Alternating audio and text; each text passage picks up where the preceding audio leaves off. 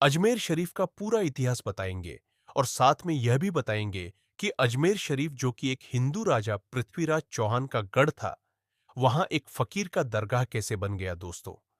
अजमेर में उस वक्त एक मंदिर हुआ करता था जो अजमेर का सबसे बड़ा मंदिर हुआ करता था, और वह मंदिर सिर्फ राजाओं और रानियों की पूजा के लिए खास हुआ करता था।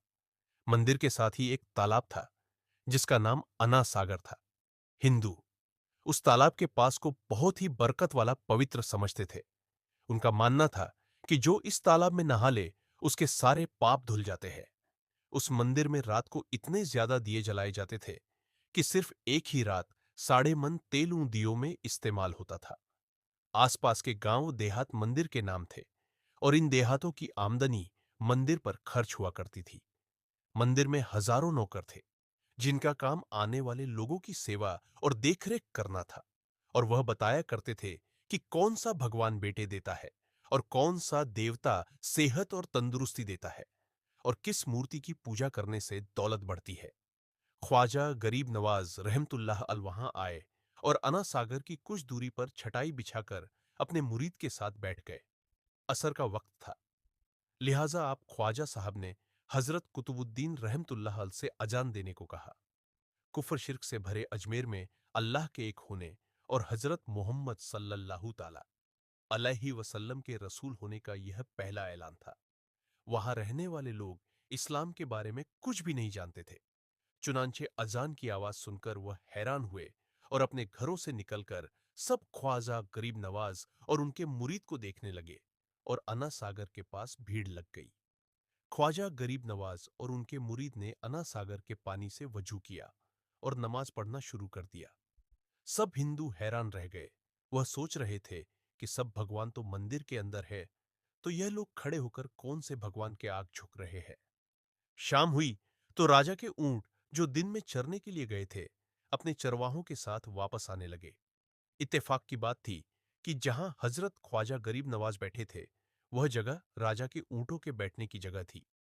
चरवाहों ने बाबा साहब से कहा कि ओ बाबा साहब, यहां से उठिए, क्योंकि यह जगह राजा के ऊंटों के बैठने की जगह है। ख्वाजा मोइनुद्दीन साहब ने फरमाया, इतना मैदान खाली पड़ा है, ऊंट तो कहीं भी बैठ जाएंगे, क्यों बेवजह हमें तंग करते हो। वह लोग नहीं माने और मुसल्ला उठाकर इधर उधर करने लगे और ख्वाजा साहब से बदतमीजी करने लगे, और उन लोगों ने आखिरकार बहुत बदतमीजी से कहा कि यह राजा के ऊंटों के बैठने की जगह है और इधर राजा के ऊंट ही बैठेंगे, तुम लोग कहीं और अपना मुसल्ला बिछा लो। आखिरकार आप ख्वाजा साहिब ने उठते हुए हजरत कुतुबुद्दीन से फरमाया, उठो कुतुबुद्दीन, यह कह रहे हैं कि यह ऊंटों के बैठने की जगह है, तो चलो, मैं कहता हूं अब यहां सिर्फ ऊंट ही बैठेंगे। यह कहकर आप ख्वाजा साहब अपने साथियों समेत वहां से उठ गए, और अगली सुबह जब ऊंटों को चराने के लिए ले जाने का वक्त आया और चरवाहों ने ऊंटों को उठाना चाहा, तो उन्हें पता चला कि ऊंट उठ ही नहीं पा रहे हैं। उन्होंने ऊंटों को मार मार कर जबरदस्ती उठाना चाहा, लेकिन वह बैठे ही रहे। चरवाहे परेशान हो गए कि जो ऊंट उनके एक इशारे पर उठ खड़े होते थे, आज क्यों नहीं उठ रहे हैं। आखिरकार उन्हें याद आया कि कल उस बाबा ने कहा था कि चलो अब यहां ऊंट ही बैठे रहेंगे। लोग जमा होने शुरू हो गए। कोई कह रहा था कि फकीर कोई बड़ा जादूगर है, किसी का मानना था कि वह कोई भगवान का नया अवतार है। बात राजा पृथ्वीराज चौमन तक जा पहुंची कि एक मुसाफिर फकीर ने राजा के ऊंटों पर जादू कर दिया है।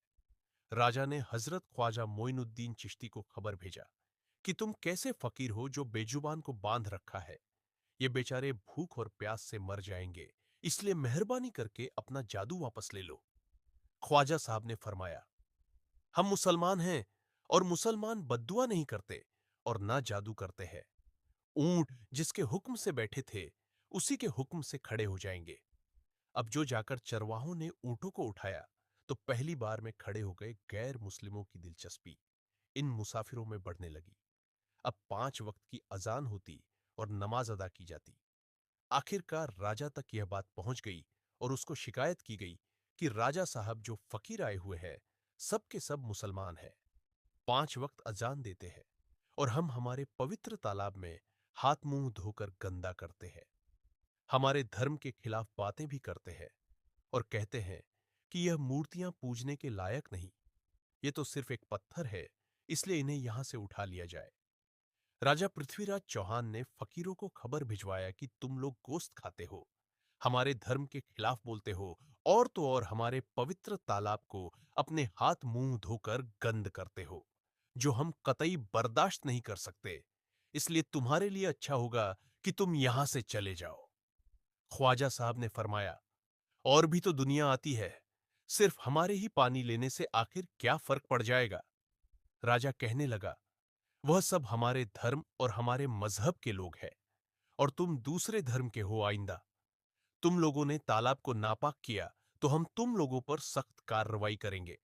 ख्वाजा साहब ने हजरत कुतुबुद्दीन रहमतुल्लाह अलैह से फरमाया, कुतुबुद्दीन, शायद ये लोग आइंदा हमारे पानी लेने पर कोई परेशानी खड़ी करेंगे। जाओ एक मश्क पानी ले आओ। हजरत ख्वाजा कुतुबुद्दीन बख्तियार काकी ने फरमाया, चलिए हम अपना प्याला भर लेते हैं। उन लोगों ने उनको प्याला भरने से मना कर दिया, लेकिन फिर बाद में जाकर वह लोग इस शर्त पर मान गए कि तुम्हारे जिस्म पानी से ना छुए तो हम यह प्याला तुमको भरने देंगे। मेरे दोस्तों, हजरत ख्वाजा कुतुबुद्दीन रहमतुल्लाह अल्लाह तालाब की पर जा बैठे और अपने प्याले को पानी में डुबो दिया। जब वह प्याला भर गया तो हजरत ख्वाजा कुतुबुद्दीन रहमतुल्लाह अलैह ने वह प्याला ऊपर खींच लिया। लेकिन फिर क्या था, जब वह प्याला पानी से बाहर आया, अन्ना सागर का सारा पानी सूख गया और अन्ना सागर की तह में सूखी रेत उड़ने लगी। मानो ऐसा मालूम हो रहा था कि अन्ना सागर उस छोटे से प्याले में समा गया है। अन्ना सागर को सूखना था कि पूरे अजमेर में कोहराम मच गया। मोहल्ले में चीख पुकार और आहू की आवाजें शुरू हो गई। वह लोग रो रहे थे और कह रहे थे कि जो पाप हम अन्ना सागर में नहाकर धोते थे और पापों से छुटकारा पा लिए करते थे, अब हम क्या करेंगे? अब हम पापों का बोझ कहां लिए फिरेंगे? सारे इलाके में यह खबर फैल गई कि मुसाफिर फकीर ने जादू के जोड़ पर अन्ना सागर को सुखा दिया है। दोस्तों, जानते हैं आगे क्या होता है? आगे हुआ यह कि राजा पृथ्वीराज चौहान अन्ना सागर के सूख जाने की वजह से बहुत परेशान हुआ। उसने वजीर को बुलाया, सबसे यही कहा कि फकीर या तो कोई जादूगर है या फिर वाकई कोई पहुंचा हुआ फकीर है। साथ ही उनकी परेशानी बढ़ गई कि अजमेर की रौनक तो थी ही थी। अन्ना सागर के दम से इसकी वजह से लोग दूर दूर से अजमेर आते थे और अपना ईमान ताजा करके लौट जाया करते थे। अनाथ सागर के सूख जाने से हिंदू धर्म को सख्त धक्का लगेगा और यह बड़ी शर्मनाक बात थी। आखिरकार यह कहा गया कि फकीर से बात की जाए कि आखिर वह फकीर चाहता क्या है। अगर वह कोई ऐसी बात चाहता है जो हमें पसंद आए तो फिर हम उसकी बात मान लेते हैं और उससे माफी मांग लेते हैं। चुनांचे सब मर्द औरत और बच्चे जाकर फकीर की मन्नत करने लगे कि लोगों को इस परेशानी से छुटकारा दिलाकर मेहरबानी कीजिए। हम सबसे जो गलती हुई है उसे माफ कर दो। हम अपने पापों का बोझ लेकर कहां जाएंगे और कैसे सुकून पाएंगे, क्योंकि हम लोग उसी तालाब में अपने पापों का बोझ धो लिया करते थे। यह तरीका ज्यादा आसान था। लिहाजा तमाम लोग बाबा साहेब रहमतुल्लाह अलैह के पास आए और बोले, बाबा, तुम भी वजू कर लिया करना, लेकिन भगवान के वास्ते हमारा अना सागर हमें लौटा दो। हजरत ख्वाजा गरीब नवाज रहमतुल्लाह अलैह ने हजरत कुतुबुद्दीन बख्तियार काकी से फरमाया कि जाओ उसी प्याले को वापस तालाब में डालाओ। जैसे ही वह प्याला तालाब में डाला गया, अना सागर के नीचे सारा पानी उछल उछलकर अना सागर में आ गया।